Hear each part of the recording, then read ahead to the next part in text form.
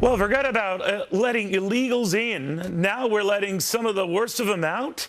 They're called threat level 1 criminals. And according to a new report, the Immigration and Customs Enforcement released 3,700 of them. Now, the agency says they're not a threat, but Arizona County Sheriff Paul Bebu will disagree with that.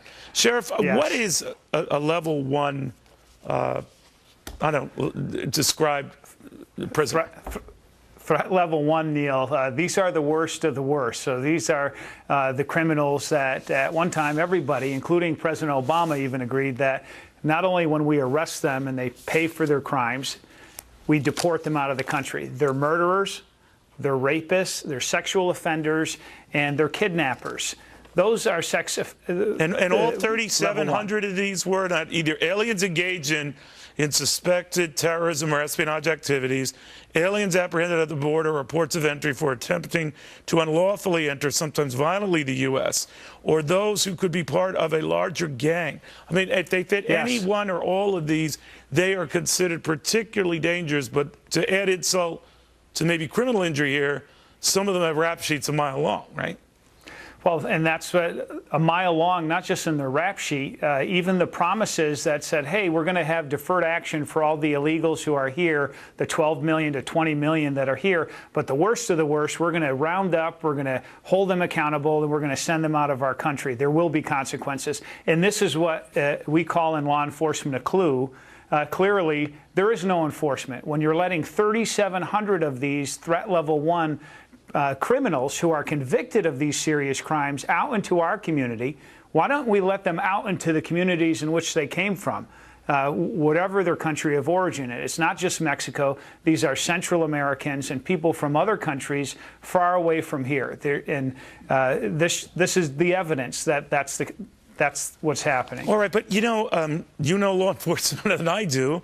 I'm not, a sheriff, but obviously dangerous guys are released, 3,700 of them, and we don't have a way to keep track of them. And I think it was on the honor system, Sheriff. Well, you phoned back to us and let us know how you're doing, and no surprise, they're not doing that. So where the heck are these guys? Well, you've got all the skills and the character to be in law enforcement, Neil, I can tell you that.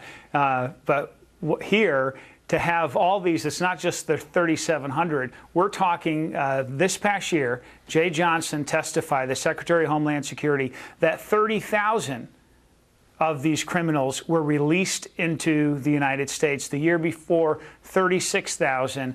And where did they go? You pointed out that it's not just some of them are asked to phone back in. Some of them actually have ankle bracelets that they're supposed to wear. Almost all of them are breaking the terms of their release. They're not showing up for court. Surprise, surprise. They're breaking these ankle bracelets, or they... Well, can't you do something, Sheriff? I mean, if they're in their community, if you spotted one of these guys, hey, I know you. What happens if you or your men or women try to send them back? What happens? That's the problem. The majority of law enforcement are like myself, local, county, state law enforcement, and we're handcuffed. We no longer have a play when it comes to immigration law. If they're breaking a law currently in the United States, in our local communities, yes, we can arrest them. Yes, we take them to our jails. They face our criminal justice system. But the problem is, once we turn them over to ICE, they're theirs. And the Supreme Court has ruled under the Supremacy Clause of the Constitution that that's the role. Even if the president doesn't want to enforce the law, it's still not, we can't have a play in it. All right. Well, again, I'm not a law enforcement person, but I think the term that comes to mind is nuts.